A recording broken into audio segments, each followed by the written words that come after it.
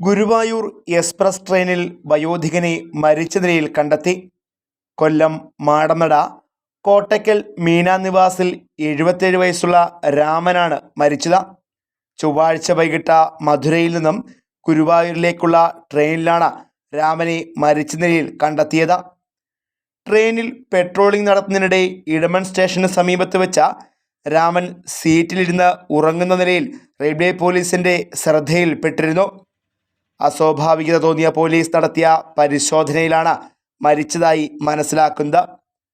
തുടർന്ന് train Punalur സ്റ്റേഷനിലെത്തിയപ്പോൾ railway പോലീസിൻ്റെ നേതൃത്വത്തിൽ മൃതദേഹം താലൂക്ക് ആശുപത്രിയിലേക്ക് മാറ്റി.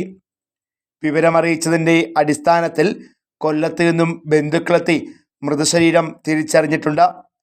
പോസ്റ്റ്മോർട്ടം നടപടികൾക്കായി മൃതദേഹം താലൂക്ക് ആശുപത്രി മോർച്ചറിയിലേക്ക് മാറ്റി. Fox TV news bureau, Punalur.